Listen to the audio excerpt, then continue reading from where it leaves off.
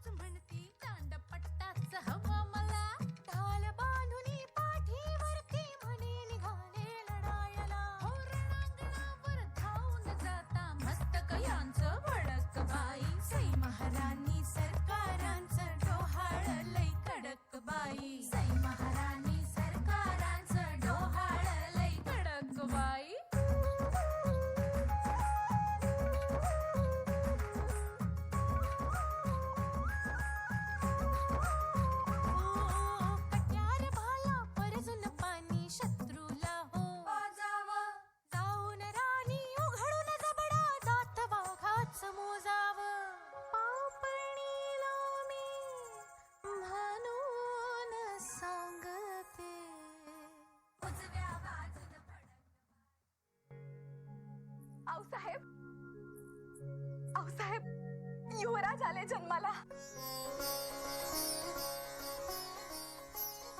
आई जगदंबे,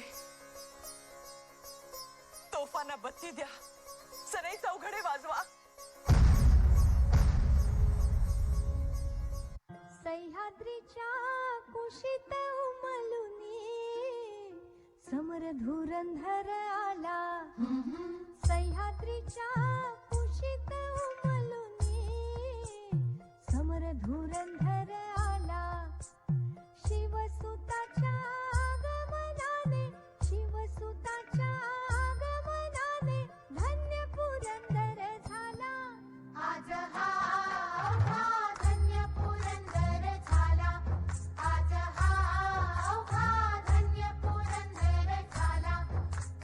गोविंद झा, गोपाळ झा, बाळ राजे.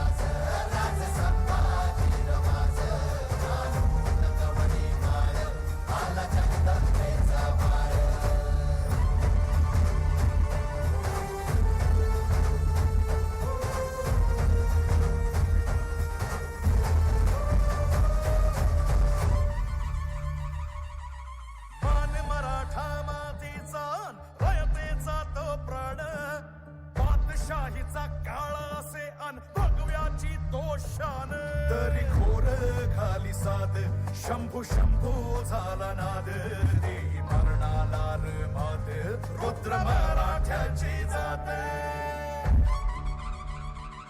राज संभाजी माझं राज संभाजी माझं जीवतांडवाची आग आला सह्याद्रीचा वाद राज संभाजी माझं राज संभाजी माझं आणून कवडी मार आला जगदंबेचा वार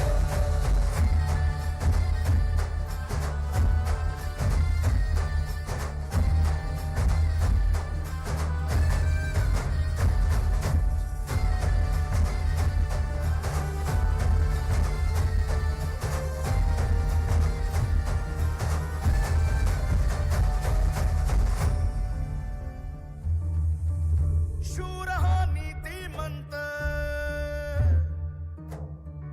रुद्र हा कीर्तिवंत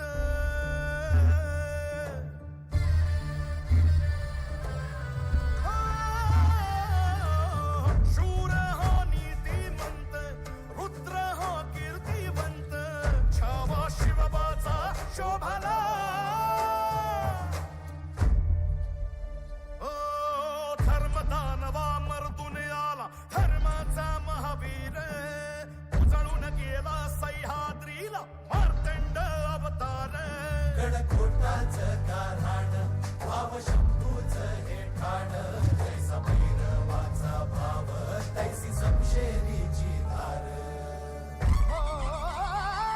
राज संभाजी माझं राज संभाजी माझं जीवतांडवाची आग आला सह्याद्रीचा वाद राज संभाजी माझं राज संभाजी माझं आणून कवडी मार आला जगदंबेचा वार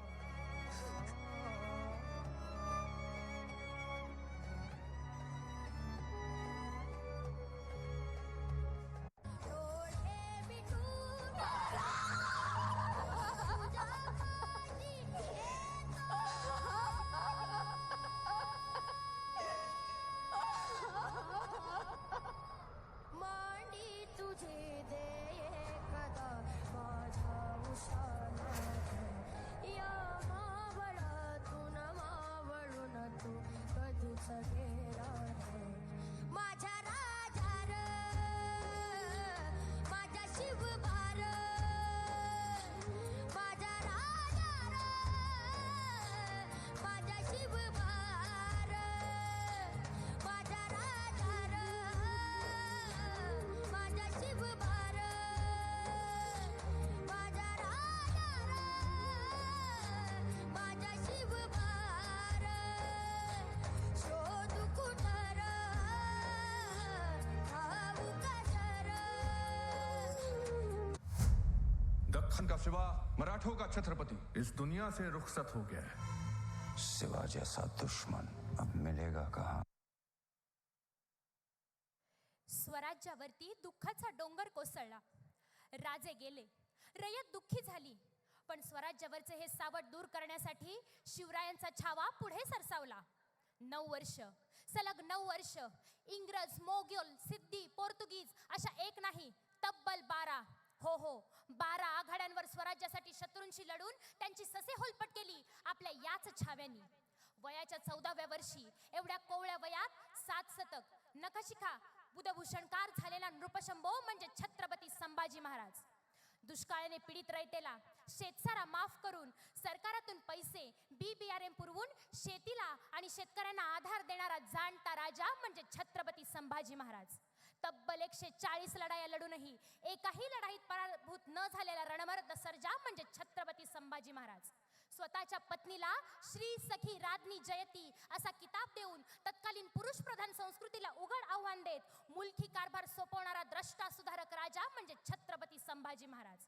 रामशेठ सारखा सर्वात कमी उंचीचा पठारी किल्ला सतत 6 वर्ष फक्त 600 मावळ्यांनिशी 30 ते 40 हजार शत्रू सैन्याबरोबर लढवणारा झुंजार रणमर्द सेनानी म्हणजे छत्रपती संभाजी महाराज.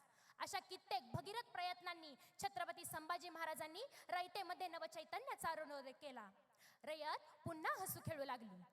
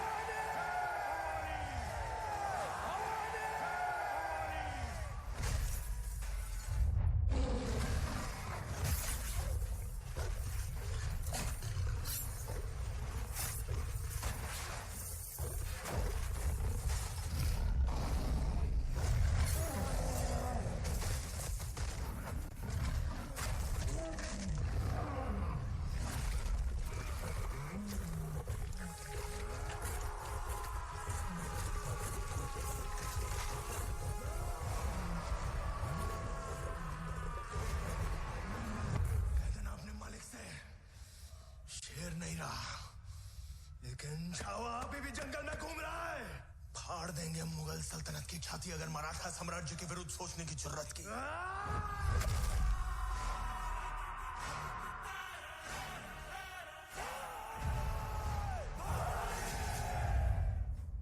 मिट्टी के अलावा मराठों ने कुछ नहीं छोड़ा बुरहानपुर में.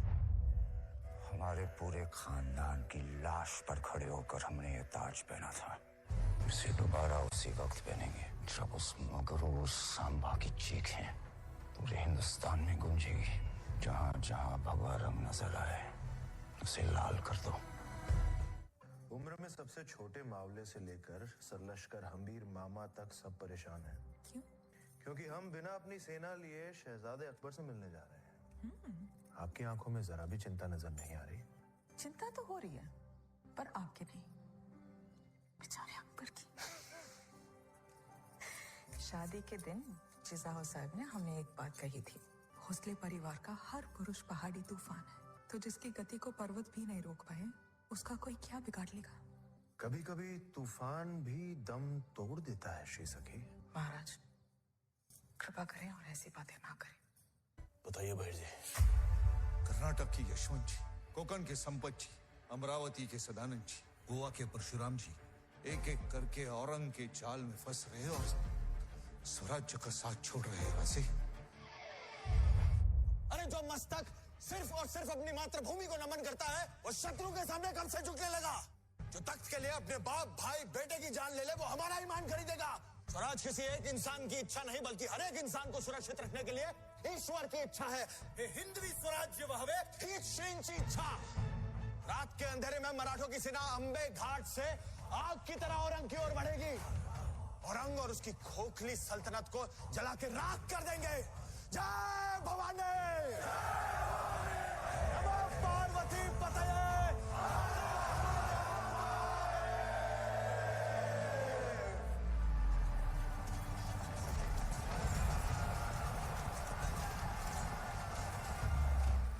हमला हो गया, मुगल आ गए। किसने हमारी पीठ पे और स्वराज की छाती पे छुरा भोंका? कनौजी और कनौजी।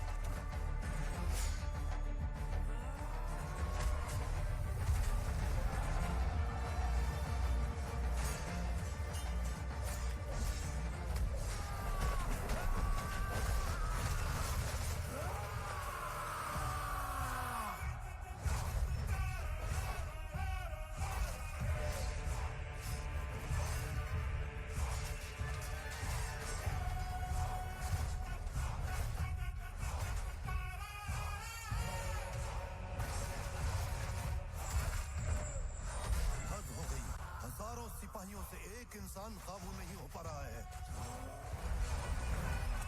जब तक उसके हाथ खुले हैं वो काबू में नहीं आएगा। कथा ये है महाराज मेरे की हिंद का अमर उजाला था, आन पे कर दिए प्राण न्योछावर लहू में जिसके ज्वाला था। कथा ये है महाराज मेरे की हिंद का अमर उजाला था, आन पे कर दिए प्राण न्योछावर लहू में जिसके ज्वाला था।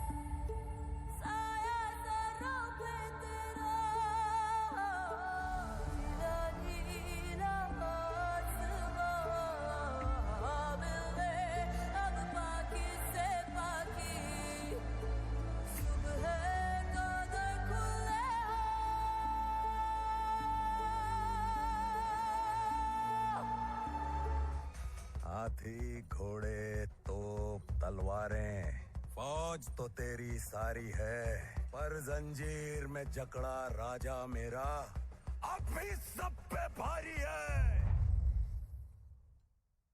इसे इतना दर्द हो कि जब वो अपनी मौत की भीख मांगे तब भी उसके मुंह से सिर्फ चीखें ही निकले। मौत के घुंघरू पहन के नाचते हम औरंग। तू क्या हमें मौत से डराएगा? हमारी मौत मराठों के हर घर एक नया सिवा, एक नया संभव पैदा करेगी। लेकिन जब तू मरेगा तब ये तेरी मुगल सल्तनत भी मर जाएगी।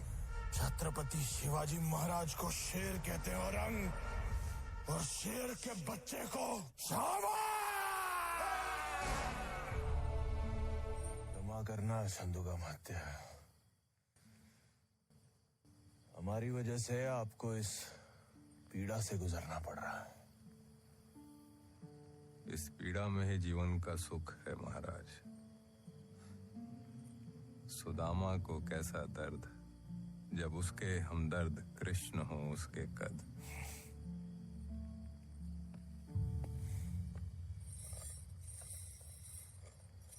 ये कहाँ ले जा रहे हो इन्हें? रिहा कर रहे हो क्या? इनके शब्द इच्छाधारी हथियार हैं। कभी तीर बन जाते हैं, कभी तलवार। माते, याद है हमने कहा था आपसे एक बार कि हम आपसे कविताओं की प्रतियोगिता करेंगे। और हमने कहा था कि आप बिना प्रतियोगिता के विजयी हैं। मन के जीते जीत हैं, मन के हारे हार। हार गए जो बिन लड़े उन पर है धिक्कार। उन पर है धिक्कार जो देखे ना सपना। सपनों का अधिकार असल अधिकार है अपना।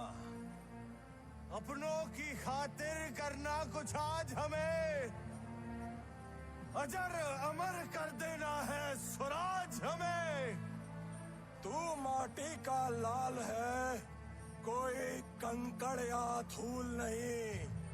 तू समय बदल के रख देगा, इतिहास लिखेगा भूल नहीं। तू भोर का पहला तारा है, परिवर्तन का एक नारा है। ये अंधकार कुछ पल का है, फिर सब कुछ तुम्हारा है। सेवक का आखिरी मुजरा स्वीकार कीजिए राजे।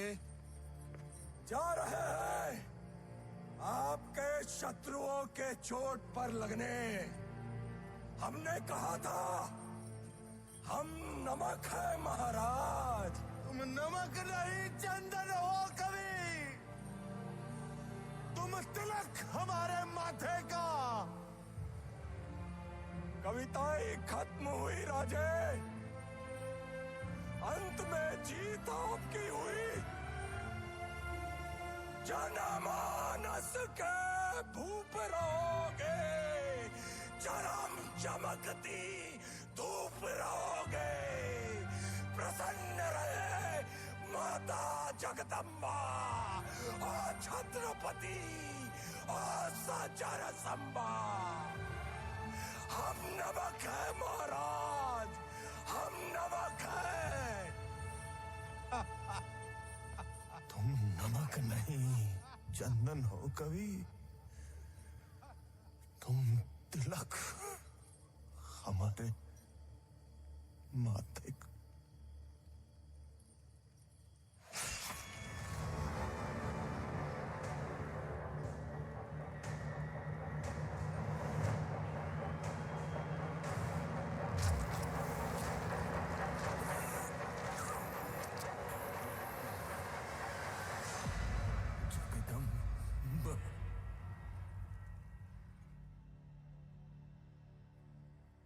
जिंदा रहे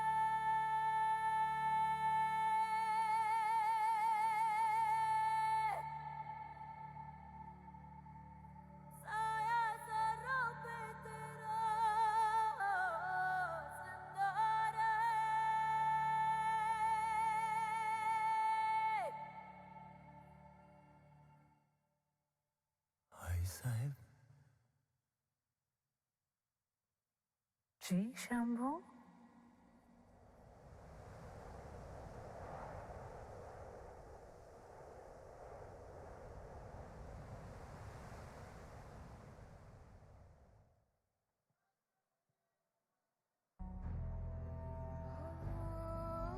राज संभाजीर माझ राज संभाजीर माझ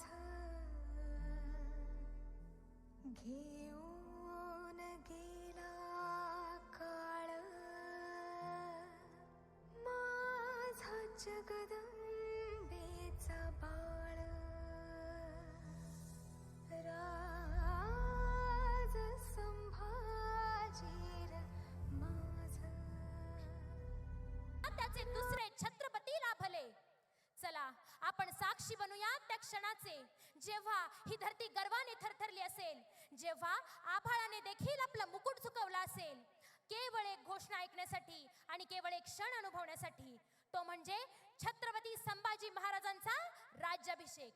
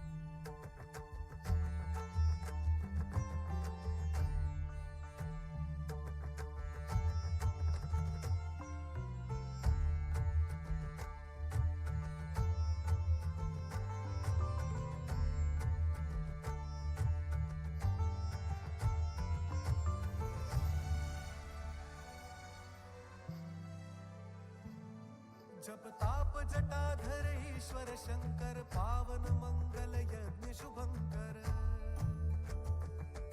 जप ताप जटाधर ईश्वर शंकर पावन मंगल यज्ञ शुभंकर. उगम प्रखर शिव योग चिरंतन उगम प्रखर शिव योग चिरंतन शंभु रूप शिव काल निरंतर हो. जप ताप जटाधर ईश्वर शंकर पावन मंगल यज्ञ शुभंकर. हो शिवराय स्मरण ऐसे अचिरात तीन लोक स्वामी अभिजात. शिवराय स्मरण ऐसे अचिरात तीन लोक स्वामी अभिजात. अनंत अंगद नेक युगंधर अनंत अंगद नेक युगंधर हिंदू धर्म शिवराग धुरंधर हो. शिवराय स्मरण ऐसे अचिरात तीन लोक स्वामी अभिजात.